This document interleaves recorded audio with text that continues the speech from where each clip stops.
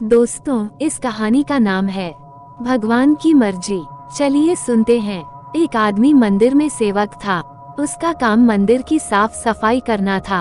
भक्तों और श्रद्धालुओं द्वारा दिए गए दान में से थोड़ा बहुत उसे मंदिर के पुजारी द्वारा दे दिया जाता। इसी से उसकी गुजर बसर चल रही थी। वो अपनी जिंदगी से बहुत परेशान और दुखी था। मंदिर में काम करते करते वह दिन भर अपनी जिंदगी को लेकर शिकायतें करता रहता।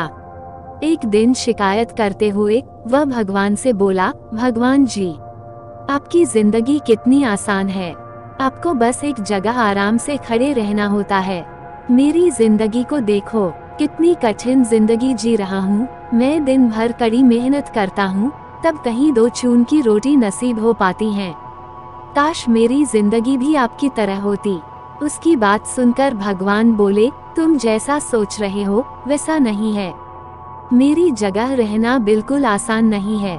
मुझे बहुत सारी चीजें देखनी पड़ती है, बहुत सी व्यवस्थाएं करनी पड़ती है। ये हर किसी के बस की बात नहीं है। भगवान जी, कैसी बात कर रहे हैं आप? आपका काम आसान ही तो है। आपकी तरह तो मैं भी दिन भर खड़े रह सकता हूँ। इसमें कौन सी बड़ी बात है? मंदिर का सेवक बोला, तुम नहीं कर पाओगे। इस काम में बहुत धैर्य की आवश्यकता पड़ती है। भगवान बोले, मैं जरूर कर पाऊंगा। आप मुझे एक दिन अपनी जिंदगी जीने दीजिए। आप जैसा बताएंगे मैं वैसा ही करूंगा। मंदिर का सेवक जिद करने लगा। उसकी जिद के आगे भगवान मान गए और बोले, ठीक है, आज पूरा दिन तुम मेरी जिंदगी जियो। मैं तुम्हारी जिंदगी जीता हूँ, लेकिन मेरी जिंदगी जीने के लिए तुम्हें कुछ शर्तें माननी होगी। मैं हर शर्त मानने को तैयार हूँ भगवान जी।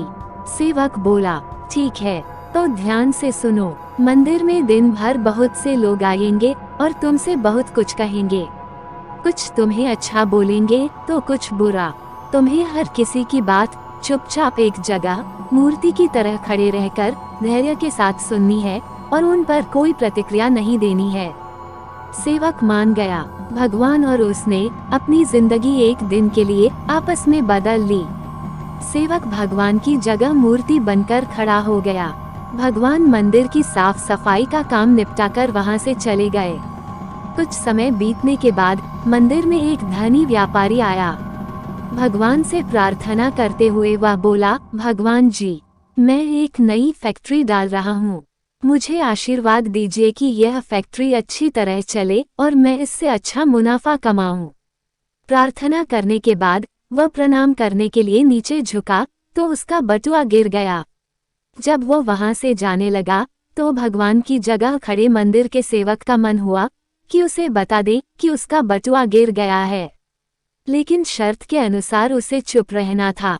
इसलिए वह कुछ नहीं बोला और खामोश खड़ा रहा। पुलिस नाविक को पकड़कर ले जाने लगी। भगवान बने आदमी को अपने सामने होता हुआ ये अन्याय सहन नहीं हुआ। शर्त अनुसार उसे चुप रहना था, लेकिन उसे लगा कि बहुत गलत हो चुका है। यदि अब मैं चुप रहा तो एक बेकसूर आदमी को व्यर्थ में ही सजा भुगतनी पड़ेगी। उसने अपनी चुप्पी तोड़ते हुए कहा, आप गलत व्यक्ति को पकड़कर ले जा रहे हैं।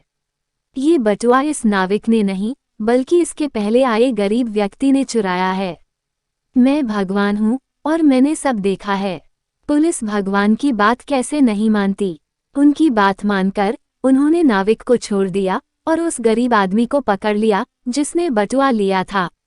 शाम को जब भगवान वापस आए तो मंदिर के सेवक ने पूरे दिन का वृतांत सुनाते हुए उन्हें गर्व के साथ बताया कि आज मैंने एक व्यक्ति के साथ अन्याय होने से रोका है।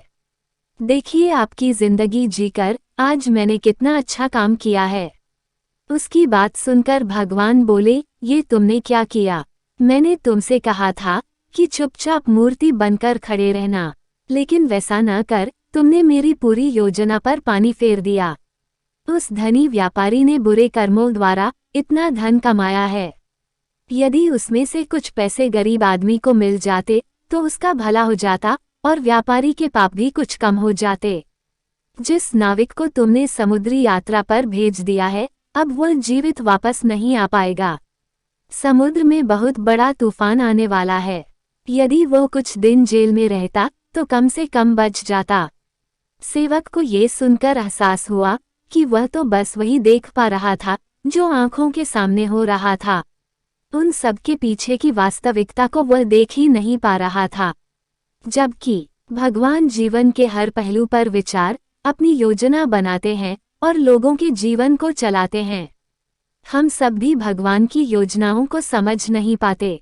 जब हमारे साथ कुछ गलत हो रहा होता है या हमारे हिसाब से कुछ नहीं हो रहा होता है, तो अपना धैर्य खोकर हम भगवान को दोष देने लगते हैं।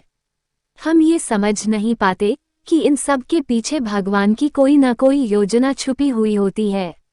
ऐसे समय में हमें भगवान पर विश्वास रखकर धैर्य धारण करने की आवश्यकता है। इसलिए चिंता न करें। यदि आपकी मर्जी से कुछ नहीं हो रहा, तो इसका अर्थ है कि वो भगवान की मर्जी से हो रहा है, और भले ही देर से ही सही, भगवान की मर्जी से सब अच्छा ही होता है।